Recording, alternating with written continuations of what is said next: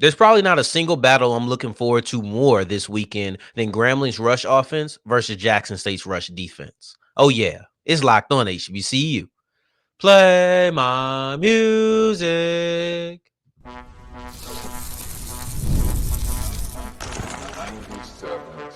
You are Locked On HBCU, your daily podcast covering HBCU sports. Part of the Locked On Podcast Network, your team every day.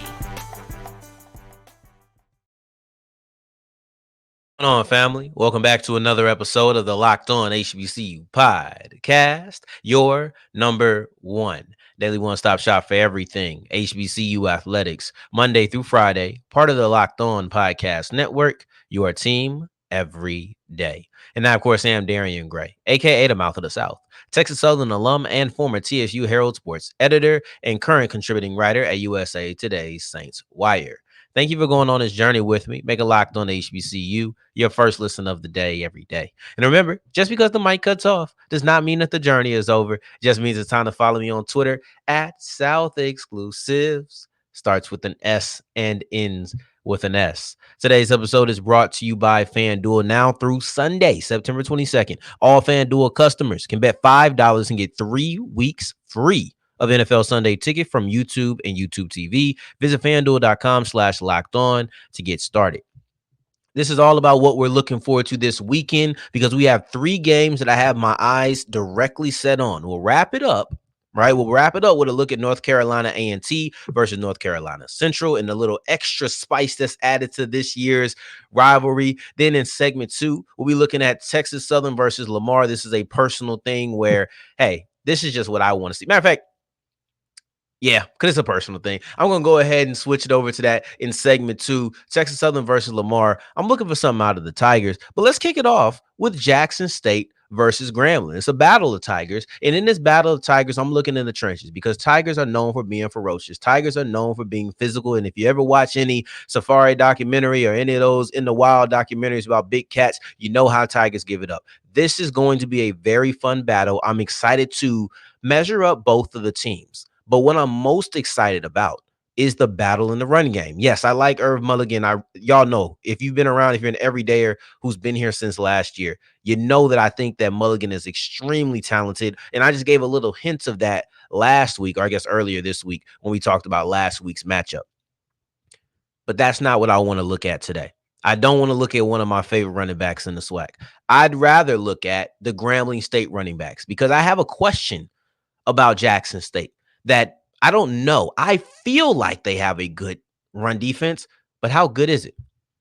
And I don't know if I can really answer that question appropriately with full confidence. Like, I think they are. And if you ask me, hey, Mouth of the South, do you think that Jackson State has a good rush defense?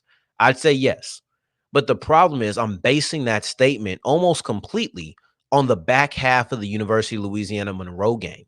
And one half of a game in 3 games isn't enough for me to come out here with confidence and tell you Jackson State has a good run defense. I can't say that without a shadow of a doubt, right? Like, that's what it is. You know how they say reasonable doubt in the court, right? If there's any small amount of doubt in there, got to throw it out. That's how I feel right now. It's like I still have that doubt, though I feel like they're solid. How good are they? And is Grambling the best rushing team in the SWAC? I don't know. They don't have the top rusher, right? They don't have the best numbers, but I think you really start to get a grasp of who is the best once we get into conference play. But one thing I do know is that Mickey Joseph likes to run the ball and he trusts his running back. And I've heard him say that they have the best duo. I've heard multiple Grambling people say that they have the best duo. If Grambling believes in their 2 running backs, and I know that they're going to run the football, I think that this is the first time that I'll truly watch an appropriate test for Jackson State's rush defense. Against University of Louisiana Monroe, that's an FBS competition. I don't know how much I'm weighing, even though them performing well in the second half, or as the time went on, I don't want to just say the second half, but as time went on, I thought they performed a little bit better against the running game of University of Louisiana Monroe. But if they perform well against that one, that gives me a little bit of confidence. Then you go against Lane College. Am I supposed to believe that Lane College poses a threat in the trenches to Jackson State? Please tell me if I am, because I don't. And then Southern, I just don't. I mean, yes, this is another FCS competition. Yes, this is still SWAC, but I said it before the game. I don't think that Southern's running game is an appropriate test for how good Jackson State is. I didn't think that they could run the ball. And if they would have gotten eaten up by Southern, then I would have had to change my tune about their defense. But them beating Southern in that battle didn't really show me much because I expected that, because I don't expect much from Southern on that front. On that front, I don't know if they have it in the trenches. That being said, I won't keep pushing it down, because what you can't do, I think it'd be unfair to say, all right, well, this isn't a good test. This isn't a good test. This isn't a good test. We're 4 games into the season now. If Jackson State is doing well against the run game for 4 weeks or 3.5 weeks, if you want to call half of the opening game, I think you just have to say that they have a solid rush defense. And then maybe we'll see if they're dominant, but you can't deny that they would have a solid one. The thing about the ULM game is that they were getting really beat badly on that front, and then they shored it up a little bit. That's what's if they would have just came in and just beat up on ULM and ULM couldn't run the rock, I would have had full confidence to say Jackson State has a good rush defense. But because that didn't happen, I don't know if I can say that with the utmost no doubt. Remember, I'm still saying I think they're good. I'm just waiting to be confirmed in my beliefs. But I look at Grambling. They're going to run the football. They're going to run the football, and I think they have 2 running backs who have shown a little something if you're talking about the first 3 games of the year. So you have Trey Bradford and you have Catravian Hargrove, right? So let's look at Bradford first. Bradford's the leading rusher on that team. And against Louisiana, yeah. See, that's the thing that threw me off. Jackson State went against Louisiana Monroe, and then Grambling went against Louisiana, which used to be Louisiana Lafayette. And I still haven't really got grips with calling them just Louisiana. That's weird to me. They're always going to be ooh la la. But when I seen this, I'm like, oh man, I got the wrong team. But no, I don't. Bradford, he didn't have a great game against Louisiana. He didn't. He went 7 for 26, right? That's not great. That's less than 4 yards to carry. That's not great. Then you go against Tuskegee. I know, D2 team, whatever, 13 to 52. So now you're looking at 4 yards to carry. Then you go against Texas A&M Commerce, and that is an FCS competition, and that's where you come alive. And you go 15 carries for 70 yards and 2 touchdowns. So now you're looking at a little bit more than 5 yards a pop and a couple of touchdowns. That's what you get with a little bit of a higher workload.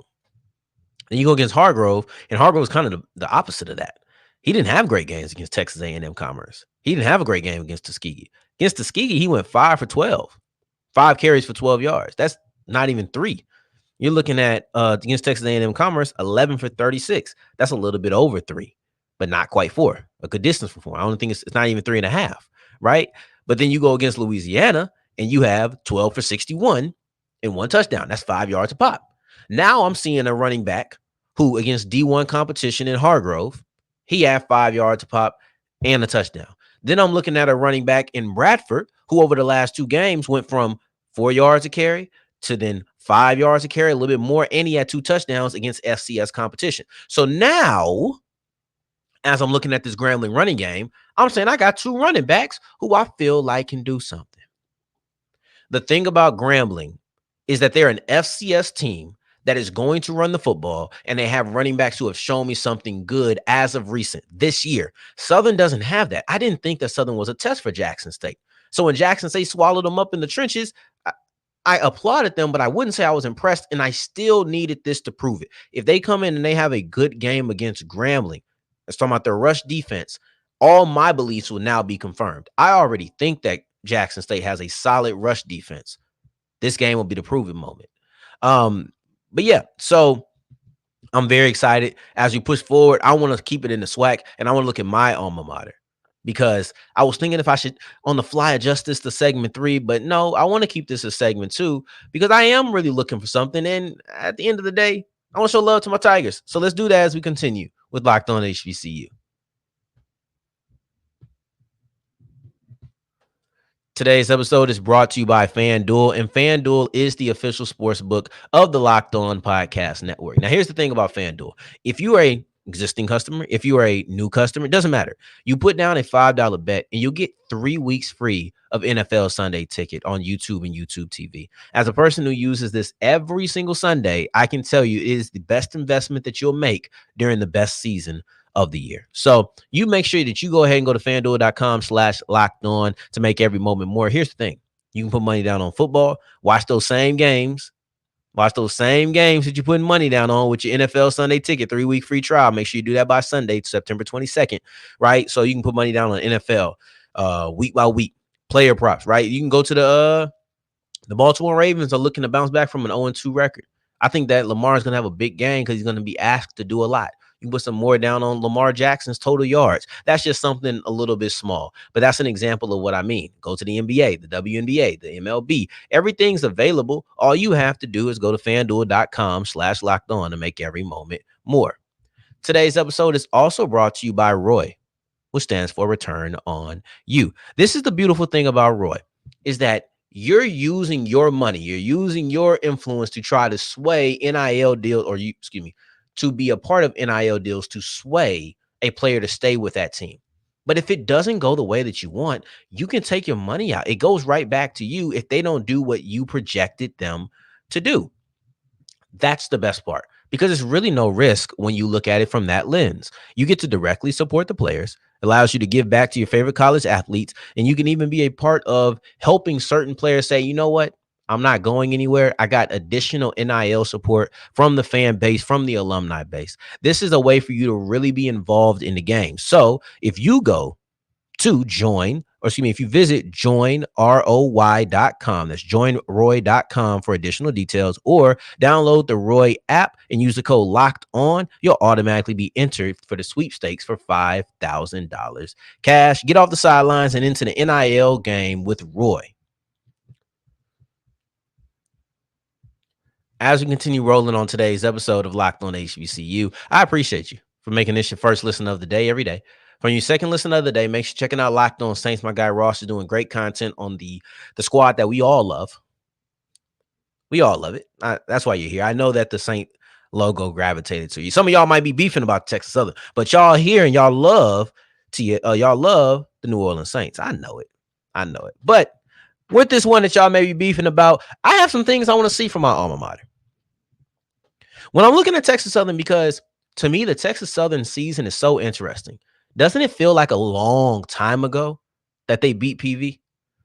It's been almost a month, right? We're talking about September, the beginning of September, the Labor Day Classic. We're almost done. We have a week and a half left in the month? It feels like so long ago that TSU had the biggest victory of their season, biggest victory they've had in a while, but they've only played one game since. That's the thing about TSU.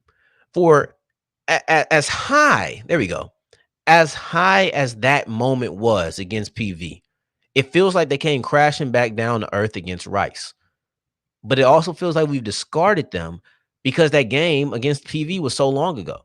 But they went TSU went PV, Rice, bye week. Now they're going into week 4. It's a 3-week gap between the games, between that PV game. But overall, it's not as if they've been beat up. And that's the thing that really gets me about PV.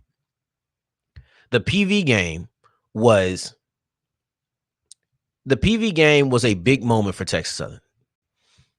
It's a big moment for TSU in the sense that there's a lot of history. When you're looking at Texas Southern victory over PV, you can't just look at it in the lens of one game, week 1. That's not what it was for a lot of us. It was a big time moment. And I think for people outside of the fan base who maybe didn't care about the history, didn't care about the streak being broken, they just seen TSU, a team that wasn't viewed overly highly, against PV, a team that was viewed highly in the rankings. So that was a big victory in the HBCU landscape. But everybody's forgot about it because it was 3 weeks ago and TSU's only played one game. Have they lost that momentum? These are questions that I think we'll find out. And I love what Coach Dishman said after the Rice game. He came out there and said flat out, I think we got distracted. I think we started sipping the Kool-Aid. I think we got pat on the back too much. I think they started doing too many podcast interviews. There goes my hope for a podcast interview at some point after homecoming. But I love the attitude because you said that after losing to Rice.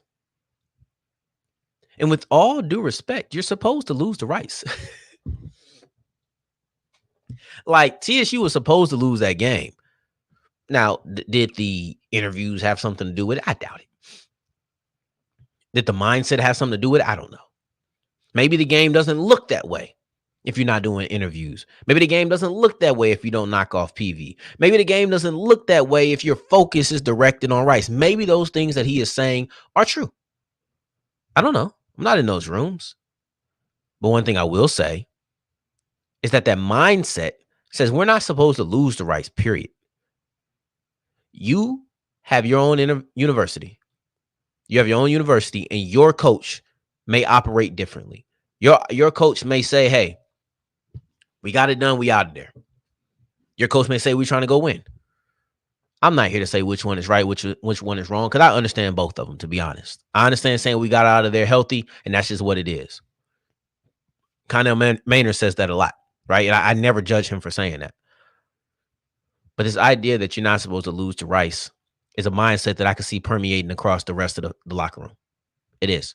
When I think about it, I think that's the mindset of a winner. That's a mindset of one who deserves to win. Not entitled to winning, but feels deserving to win. The big difference.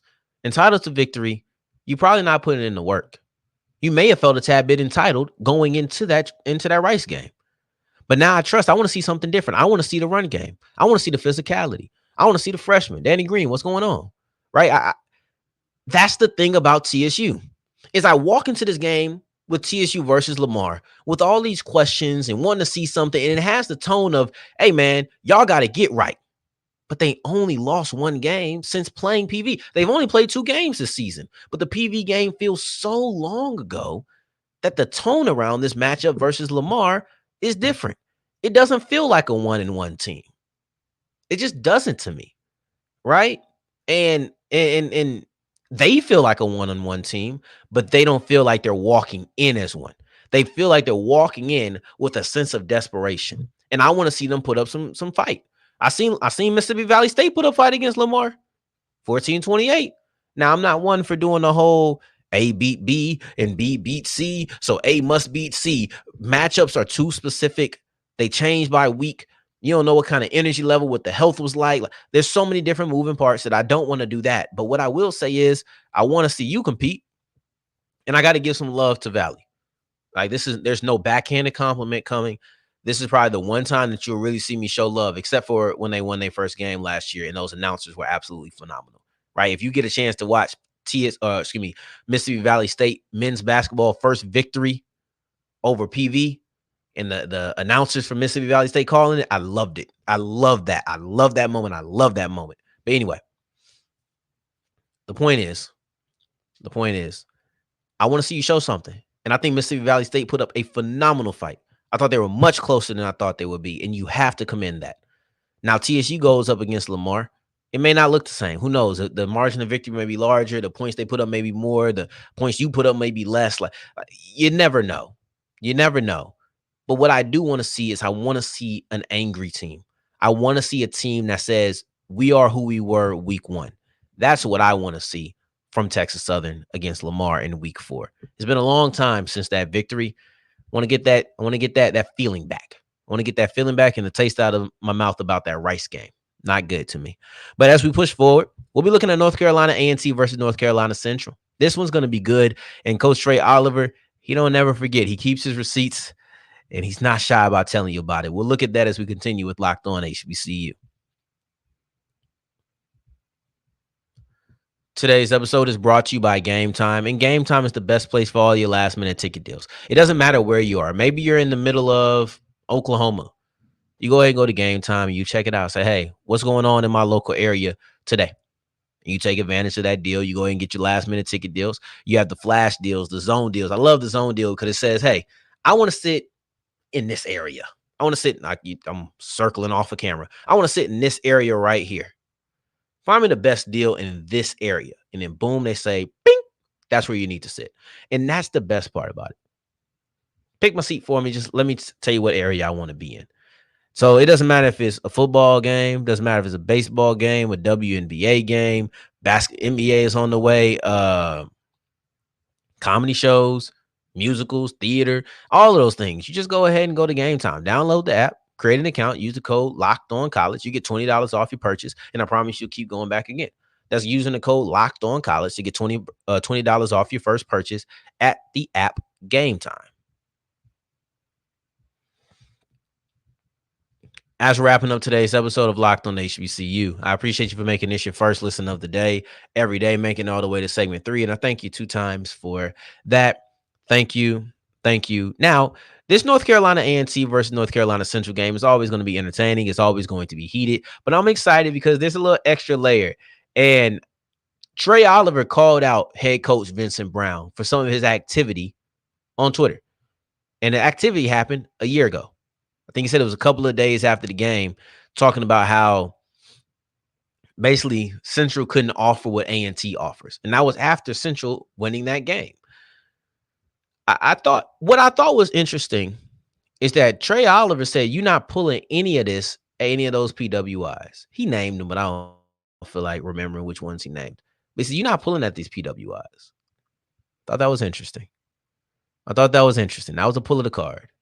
I did think that Trei Oliver pulled the card out at the right moment. Like, hey, don't disrespect this culture. Don't move like that when you're here. It felt like a rivalry, but it also felt a little bit like a lesson. And for those who are on audio, I'm putting up the air quotes. But it did feel like real offense. It did feel like Trei Oliver took real offense. Like, why would you say that after we just whooped y'all? So I think that by saying that in this week's press conference, that should add a little extra stake to it. You always want to beat Central if you're A&T. You always want to beat A&T if you're Central. But if I'm Vincent Brown and this head coach comes up here and kind of checks me a little bit, I really want to beat him. It means a little bit more, right? Like it means a little bit more. I want to be able to copy and paste that tweet from last year and have it come up after a victory. To me, that's a little extra cayenne on what is already a phenomenal rivalry. Right? They don't need this for that. They don't. At the end of the day, I want to see how North Carolina A&T rises to the occasion of facing Central. I know that sounds bad because it's a rivalry. They should be rising to the occasion of facing each other. But I think we know which one's the premier program at the moment, at least. It's Central. I think the A&T has been kind of lost. I think the A&T, this is your moment to say, hey, if we was over there, what we'd be doing. Right. I feel like I always say that. I think that's what out of conference HBCUs love doing. Out of conference HBCUs love playing. When I say out of conference, I mean, not in the SWAC, not in the MEAC. So basically talking about Hampton, North Carolina A&T, Tennessee State. I think they love playing other HBCUs on a very small scale, winning and saying, yeah, you know what we do if we was over there. You already know what it is. We put belt to, man, come on now. But like I think that's what the mindset is. But for North Carolina A&T, I think this just has to be about getting your compass right. Because you ain't pointing in the right direction this year. I need to see more. Right now, the Vincent Brown era is very young. It's in its fledgling stage, and maybe we shouldn't be judging it too hard, so I won't. But I do want to see more. I do think it's okay to say it doesn't have to be a finished product, but I want to see something else. That's the way that I view it. But overall, that tweet pulled up and saying what he said about, like, basically, like, yeah, we remember that. And I can tell for Trei Oliver, that's going to be a little extra motivation. Not that he needed it, but it's going to be a little extra motivation to go out there and maybe run it up even more, beat him by 30, 40 points. I think he's going to try to put his foot on the neck of North Carolina A&T and imagine Vincent Brown the whole time. It's funny because I knew he was in a different place when he said, you see those trophies. I was a part of some of those. And a lot of those guys came from Central. I just think that tweet and knowing that it's in the air, knowing that it exists, and knowing that it's mentioned, for a head coach to mention that about another head coach, I'm not saying tension like there's problems, but I think it's tension that could rise the moment a little bit. I'm not describing that in the best way, but basically I think that this could heighten heighten some things going on, heighten the stakes, heighten the desires, and just give a little extra. Sometimes in random years, you just want to throw a little extra something on the Flames. That's what I look at it as. Every now and then you want to throw a little extra something on the Flames. The rivalry is good enough. But this year, it's about this doggone tweet. And why would you say that after you lost to us? I will never let you tweet something like that again. And then for Vincent Brown, it's like, I tweet it every single year because I'm going to beat you every single year. I don't know. Maybe I'm putting words in these people's mouths. Who knows? But I appreciate you for making this your first listen of the day every day. Remember, obviously, Grambling versus Jackson State was the beginning. So I'm not using that as my game of the week. I didn't do it for a couple of reasons. A, Jackson State was the game of the week last week. B, Jackson State versus TSU or Grambling versus PV may be my game of the week next week. And then C, I seen somebody literally say Grambling versus Jackson State Thursday. I said, aye, Captain. So until next time we hear each other, family, we will be talking about Hampton versus Howard on Friday's episode. Take care. Stay blessed. Peace.